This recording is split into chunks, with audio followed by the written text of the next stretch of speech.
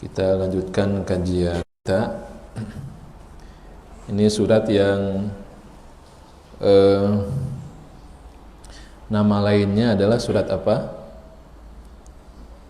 Surat Musa.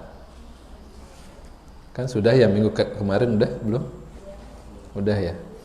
Nama lainnya adalah surat Musa ini ya. Kenapa? Karena mirip sebagaimana surat Yusuf ya, yang sepertinya khusus surat itu didedikasikan untuk Yusuf alaihissalam, semua isinya tentang Yusuf. Nah di surat Toha juga hampir semuanya ceritanya tentang Musa, kecuali hanya setengah halaman saja menceritakan tentang Nabi Adam alaihissalam.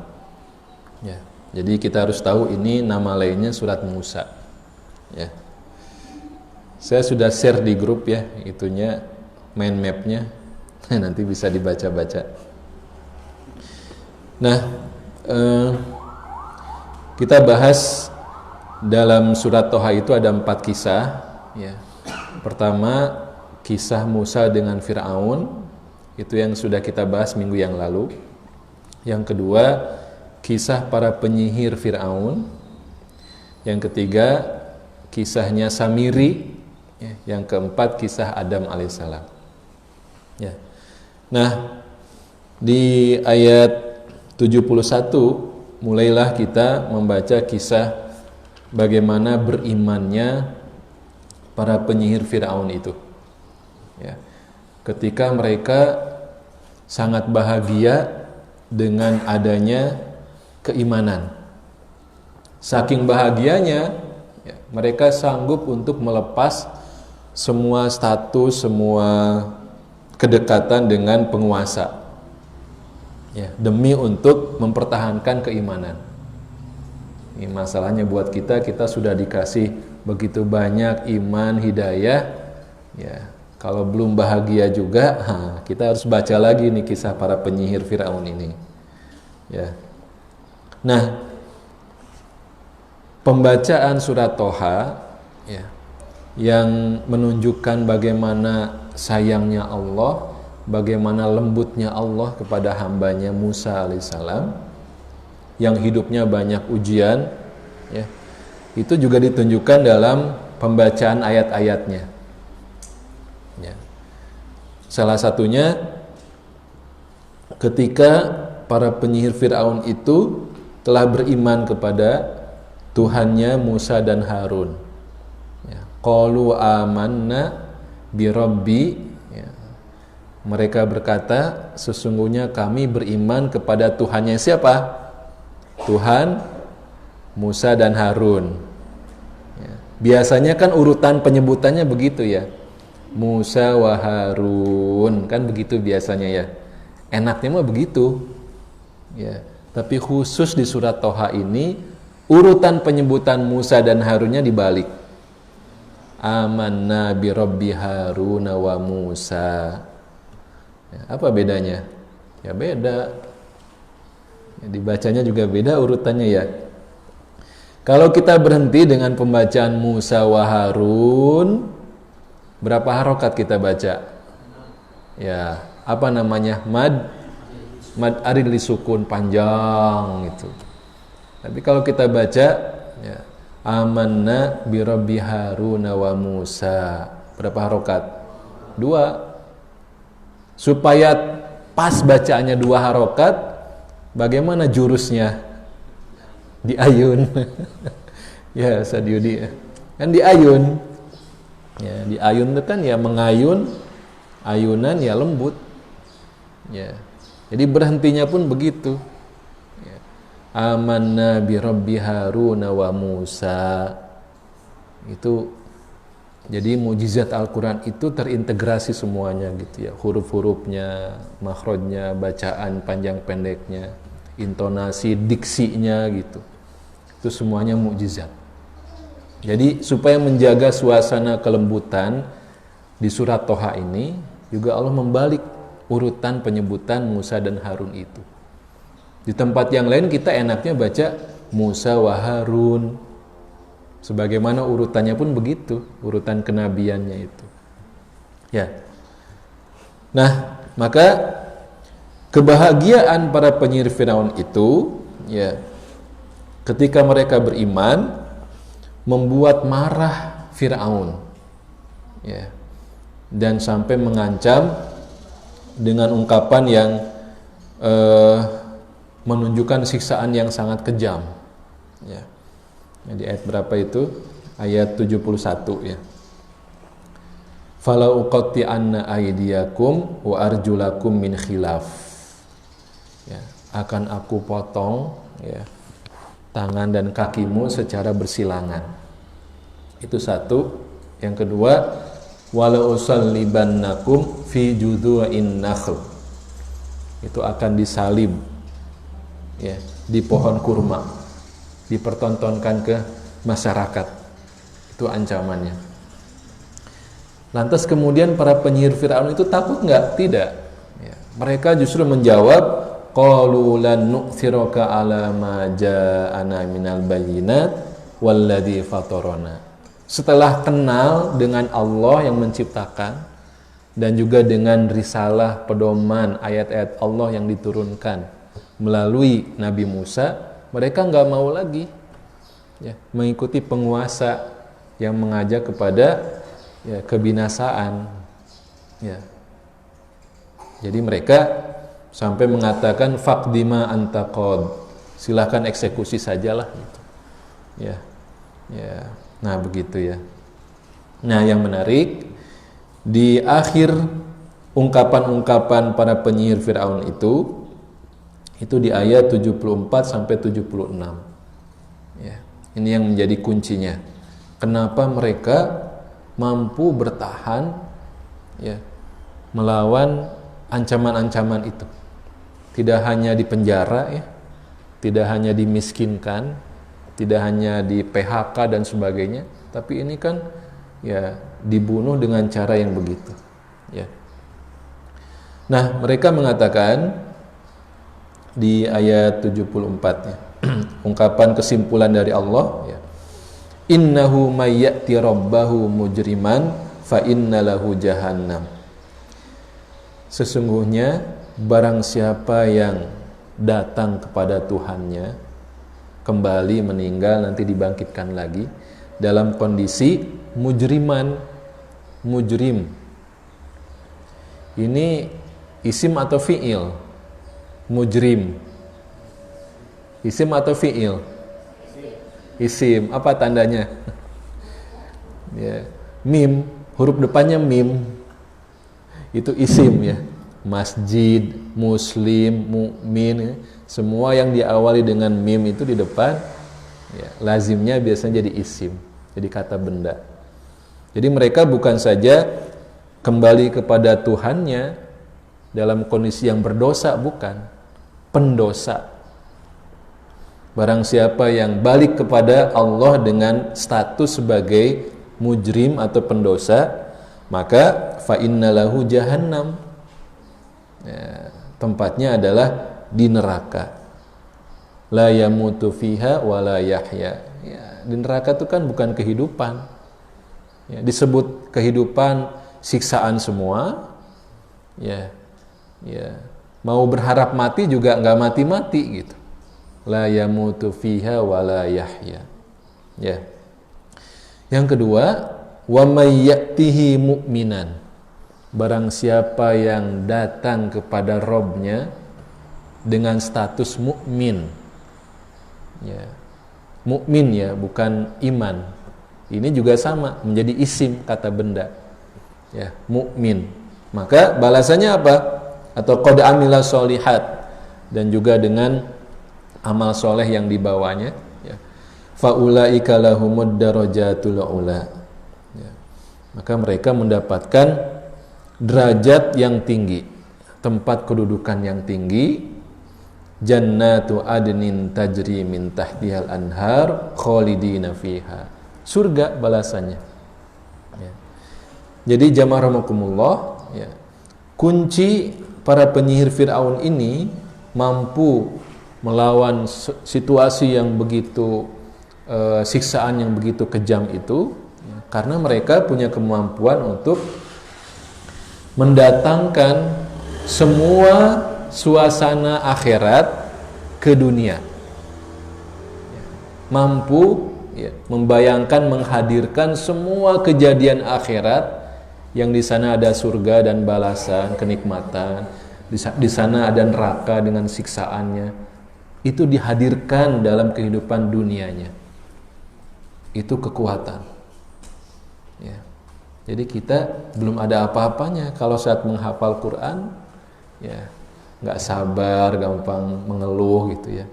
Ya, coba bayangkan, ya. Kalau Quran yang kita baca, kita akrabi itu, kita hadirkan juga dengan suasana akhiratnya, itu pasti jadi sumber kekuatan kita untuk bersabar dengan Qurannya. Ya.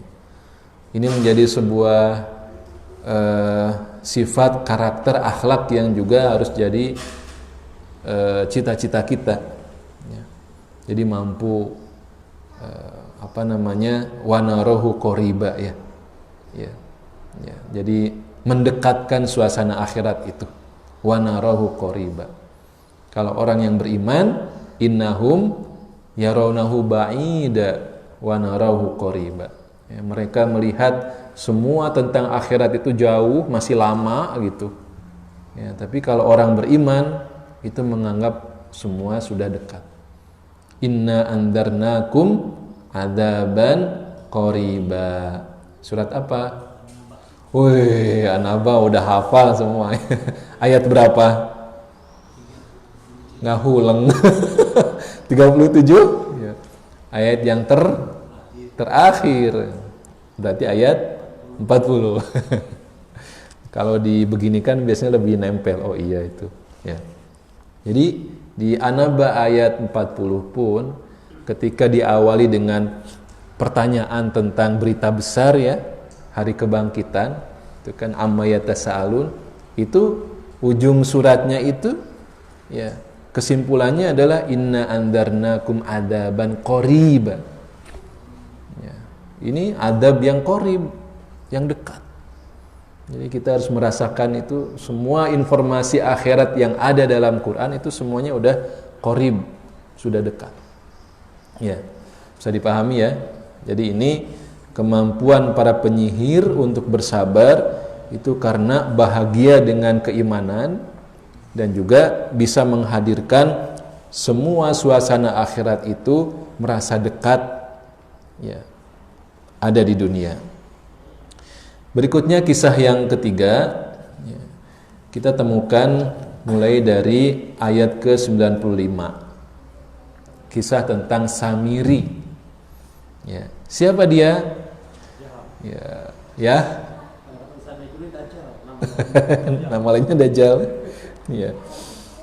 Jadi Samiri ini orang yang dikaruniai kecerdasan, pinter. Ya.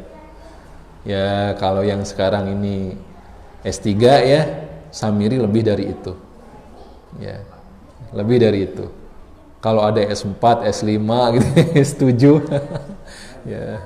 Kenapa begitu? Samiri ini ya mampu membuat patung, ya, yang bisa mengeluarkan suara. Dari mana asal muasalnya? Nah, ayatnya mengatakan, ayat 96, kata Samiri, ya, faqabadtu qabdatan min athari rasul. Ya. Jadi aku mengambil segenggam jejak kaki kuda malaikat Jibril. Ini salah satu tafsirannya ya. Faqabadtu qabdatan min athari rasul itu, ar-rasul itu, ya, salah satu tafsirannya ar-rasul itu malaikat Jibril. Utusan Allah kan rasul itu. Jadi kata Samiri, aku mengambil segenggam, ya, bekas jejak kaki kuda malaikat Jibril. Kemudian dimasukkan dalam proses pembuatan patung. Ya, dicampur dengan ya bahan patungnya itu. Ya. Maka dengan itulah setelah jadi kemudian bisa keluar suara. Hebat nggak itu? Ya, teknologi zaman itu. Ya, sekarang gimana? Gampang sekarang ya. dimasukin aja apa chip gitu ya, bisa keluar nanti ya suara. Ya, tapi zaman itu Samiri itu luar biasa. Ya, tetapi sebagaimana ungkapan ya sebagian ulama ya, kepintaran seseorang itu harus ya, dijaga dengan wahyu Allah. Ya, kecerdasan orang itu harus dijaga dengan wahyu Allah. Dia orang yang pintar itu lebih butuh kepada Al-Quran. Ya, kenapa? Ya supaya tidak melampaui batas. Ya, dia nggak neko-neko gitu. Oh, Quran ngasih batasan, udah segini aja. Ya. Jadi jangan aneh kalau zaman sekarang ada yang pinter dengan titel yang banyak tapi nyeleneh gitu. Itu Al-Quran sudah menyebutkan, contohnya Samiri gitu. Ya, dia nggak sabar dengan pimpinannya Musa alaihissalam, nggak sabar. Apalagi Musa itu ya mungkin kemampuan komunikasinya, kemampuan verbalnya, ya dibandingkan dengan mungkin dia ya Samiri ya, gitu ya. Nah ini maka ketika Samiri ya, telah menyimpang, telah sesat dan menyesatkan. Ya, ini bedanya ya kalau orang berilmu itu sesat, dia bisa menyesatkan. Nah, upami siga orang menyamurin yang diri sendiri. Ya, tapi kalau orang yang sudah punya jabatan, sudah tinggi statusnya, dia sesat dan menyesatkan. Dosanya pun lebih besar. Ya. Nah, di ayat 97-nya ini menceritakan tentang akhir kehidupan orang yang pintar ini. Ya. Maka kata Musa, qala fadhhab, diusir, ya, dikucilkan. Fa innalaka fil hayati an taqula la misas. Ya. Jadi dikucilkan, kemudian di kehidupan akhirat wa innalaka mau'idan lan tukhlafah. Dia akan mendapatkan janji hukuman yang tidak mungkin dia hindari. Ya, ini ya. Nah, itu. Kemudian yang terakhir, ya. Atau sebelumnya ya. Kenapa saat Allah menyampaikan kepada kita tentang Quran itu biasanya diawali dengan huruf muqatta'ah ya. Huruf yang biasa dibaca ya, alif, ba, ta, tha gitu ya, dan seterusnya ya. Tetapi kalau disajikan oleh Allah, dirangkai oleh Allah ya, kemudian kita baca, kita jadi nggak paham gitu. Alif lam mim kan kita nggak ngerti apa ya. Toha kita juga nggak tahu artinya apa. Tapi setelah sesuatu yang Allah buat dan kita nggak paham ini, selalu ceritanya tentang Quran. Ya. Kenapa begitu? Supaya cara mendekati kita kepada Al-Quran itu dengan perasaan Allah tuh maha segalanya. Ya, kita emang nggak tahu apa-apa. Ya. Alhamdulillahilladzi anzala ala abdihi al-kitab. Segala puji bagi Allah yang telah menurunkan kepada siapa? Kepada hambanya. Ala abdihi al-kitab. Bukan kepada nabinya, bukan kepada rasul ya yang disebut itu. Ala abdihi.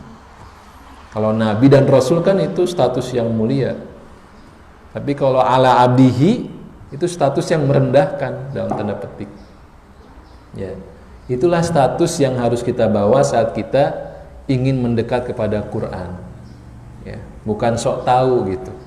Saya bisa kok hafal, nanti ajalah nunggu hari Sabtu subuh lah Pak Agus datang saya baru ngafal. Tapi kalau ala abdihi dia pokoknya setiap hari coba gitu. Itu ala abdihi. Ya. Orang yang nyeleneh tadi, yang dokter tadi, itu emang awalnya sudah sebelumnya udah banyak masalah gitu.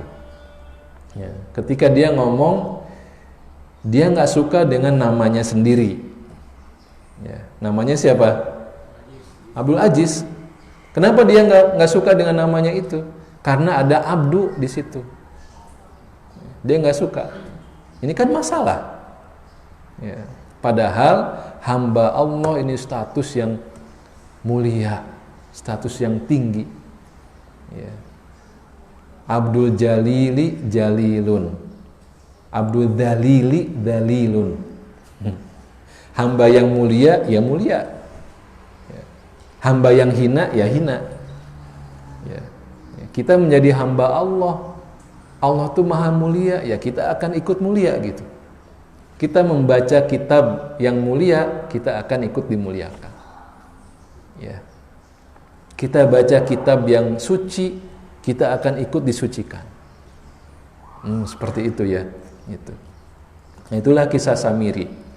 Jadi saat kita ingin baca Quran, ingin menghafal Quran, mengkaji Quran, mengamalkan, mendakwahkan Quran, itu semuanya perasaan yang muncul adalah sebagai hamba Allah. Allah majikan kita. Ya, kita ini pesuruh Allah aja. Nah, begitu. Disuruh ngapalkan diulang ya diulang. Suruh datang ngumpul, ya ngumpul. Ya, hari Sabtu subuh ngumpul. Itu kan perintah Rasulullah. Cuman tidak sampai derajat wajib gitu. Supaya itu membedakan mana yang mau, mana yang serius, ya mana yang hanya basa-basi gitu. Ya, wa majtama qaumun fi baitin min buyutillah itu kan perintah Rasul sebetulnya berkumpul di salah satu rumah Allah untuk urusan Quran. Ya. Kemarin saya perhatikan siang-siang ya Bu, panas itu siang. Ya, saya mau Jumatan, itu ibu-ibu ini bahagianya ibu-ibu salah satunya dengan apa? Botram. Botram itu bahagianya itu. Jadi bapak-bapaknya Jumatan, ibu-ibunya itu panjang tuh, ada kursi panjang nggak botram gitu. Bahagianya seperti itu. Ya, padahal kan apa kegiatannya sekedar makan gitu. Tapi itu jadi kebahagiaan. Nah, orang beriman itu bahagianya berkumpul seperti ini. Kalau imannya benar, ya, tapi kalau imannya masih sakit bermasalah, dia inginnya segera kabur, selesai setoran pulang. Ya, kalau nggak ada urusan ya, nah, kalau ada urusan sih nggak apa-apa. Ya, pengennya setoran sudah selesai gitu. Nah itu masih bermasalah. Ya. Nah, yang terakhir kita akan temukan mulai dari ayat 115. Kisahnya Nabi Adam alaihissalam. Walaqad ahidna ila Adama min qablu fanasiya. Nah, lupa Nabi Adam tuh. Nasiya itu lupa. Fanasiya walam najid lahu azma. Ya kebanyakan nasi jadi banyak lupa. Ya.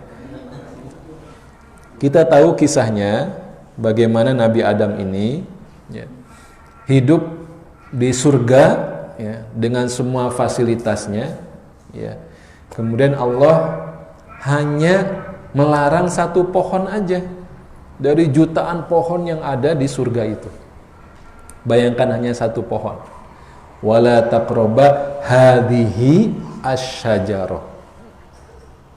Dan janganlah kamu berdua mendekati hadhihi ini nih. Dekat ya hadhihi itu. Bukan dalika, hadhihi dekat. Apa? Asyajarah. Pakai alif lam, asyajarah. Hadhihi syajarah. Bukan hadhihi syajaratun. Beda. Kalau hadhihi syajaratun itu nggak jelas pohon yang mana gitu. Tapi kalau asyajarah pakai alif lam jelas pohonnya. Definitif. Bayangkan ya, semua kenikmatan hanya satu pohon aja yang nggak boleh. Bisa-bisanya itu iblis berhasil membuat Adam itu mendekat. Ya. Ini nanti cerita ya, peringatan buat kita semua ya, bagaimana dampak dari melanggar larangan Allah. Ya, maka disitulah ceritanya kemudian ketika Nabi Adam melanggar sampai memakan buah dari pohon apa? Pohon apa? Hadhihi syajarah. Bukan pohon khuldi, ya, itu mah istilah hoax. Yang dihembuskan oleh iblis, ya. Ini pohon khuldi, ya. Kalau kamu makan pohon ini akan abadi tinggal di surga. Itu isu yang dihembuskan oleh iblis. Jadi yang suka menghembuskan isu ya pasukannya iblis. Nah begitu. Itu hoax ya. Itu ya. Nggak ada itu pohon khuldi. Hadihi asyajarah. Ya, pokoknya pohon yang dilarang aja. Yang mana nggak penting. Kita nggak tahu juga nggak apa-apa ya. Pokoknya ada yang dilarang. Sebagaimana kita juga diharamkan makan apa? Daging babi. Ya. Kalau kita nggak tahu, ya yang penting taat aja. Nanti pada waktunya akan dibongkar kenapa diharamkan makan daging babi. Kenapa diharamkan minum khamr. Yang penting taat. Nah kita mah hamba. Ya. Nah maka berubahlah kehidupan Nabi Adam. Ya. Dari surga yang penuh dengan kelapangan, keluasan, kemudahan, kenikmatan, pindah ke bumi. Yang di bumi ini kehidupannya jauh berubah, jauh berbeda. Ya. Jadi nikmat menjadi ya harus berjuang. Dari lapang menjadi sempit. Ya. Inilah akibat melanggar larangan Allah. Nah, kesimpulannya dari kisah Adam alaihissalam ini di akhir ayat yang ke-123. Ya. Famanittaba'a hudaya. Barang siapa yang mengikuti petunjukku kata Allah, ya, fala yadillu wala yashqa. Maka dia tidak akan sesat dan tidak akan sengsara kehidupannya. Apa syaratnya? Famanittaba'a hudaya. Mengikuti petunjukku kata Allah, maka dia tidak akan sesat dan tidak akan hidup sengsara. Versi siapa? Versi Allah. Ya. Ya. Jadi kemarin kan ada mahasiswa S2 yang meninggal itu ya, S2 ITB, meninggalnya bunuh diri. Ya. Kita bayangkan kalau versi bahagia manusia kan pasti bahagia ya. Sekolah di kampus yang menjadi ya cita-cita hampir semua ya, masyarakat Indonesia pengen kuliah di ITB.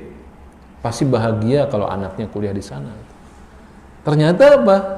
Dia meninggalnya dengan bunuh diri. Ya, stres ya. Bukan karena pelajarannya susah, bukan. Karena sebab yang lain. Ya. Nah, begitu. Nah, kemudian Allah juga menyimpulkan ya, di ayat 124 sampai 126. Waman a'radu an dzikri fa innalahu ma'isyatan dongka. Barang siapa yang berpaling dari peringatanku. Ini bukan meninggalkan ya. Berpaling saja. Ya, bukan meninggalkan Al-Qur'an, berpaling saja dari Quran.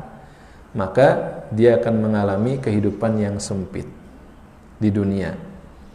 Wa nahsyuruhu yaumal qiyamati a'ma. Nanti di hari kiamat dia akan dibangkitkan dalam keadaan buta. Nah, ngeri ya. Ini sudah waktunya kita bahas ini. Kita kan sudah berapa bulan. Ya, kita harus tahu nih, ada yang manis, ada yang pahit. Nah, di awal-awal mah manis gitunya. Ya, anak-anak juga kan obatnya manis, ya. Tapi kalau sudah dewasa nggak ada lagi tuh pemanisnya. Obat ya pahit. Nah ini peringatan yang kerasnya ya. Ya. Jadi kalau kita berpaling dari Quran, ya maka hati-hati kehidupan yang akan Allah berikan itu sempit. Tapi versi Allah ya, sempitnya versi Allah, bukan versi manusia. Mungkin kehidupan yang sempit versi Allah itu justru apa? Orderan makin banyak, ya, jualan makin laku, gitu ya, makin sibuk, jabatan makin tinggi, tapi apa? Sholat wajibnya ketinggalan, sholat tahajudnya sudah bolong sekian bulan, ya, itu sempit versi Allah, bukan versi manusia. Kalau manusia mungkin duniawinya semakin luas. Ya, naudzubillah. Ya. Sehingga nanti ada ya, kisah orang yang hafal Quran, kemudian dia berusaha meninggalkan Quran dengan alasan pengen merintis usaha. Itu dijewer oleh Allah. Usahanya gagal gitu. Ya, karena apa? Allah sayang supaya dia balik lagi kepada Quran gitu. Ya, ternyata dia sadar, alhamdulillahnya sadar gitu, dia balik lagi ngajar, balik lagi ngurus ya pesantrennya, kemudian merintis usaha. Dua-duanya jalan, Qurannya jalan, usahanya jalan. Tapi semenjak dia sebelumnya itu berusaha macam-macam, gagal gitu ya. Minyak gagal gitu, macam-macam, beras gagal. Nah ini harus kita waspadai. Ya. Baik, saya kira itu ya yang bisa kita bahas pada pertemuan kali ini. Alhamdulillah kita menamatkan ya overview ya globalnya surat Thaha yang menjadi catatan buat kita, bersama Quran tidak akan membuat kehidupan kita sulit ya, alias akan bahagia. Kapan? Pada waktunya. Insyaallah ya. Baik, lebih kurangnya mohon maaf. Assalamualaikum warahmatullahi wabarakatuh. Lanjut. Satu lagi.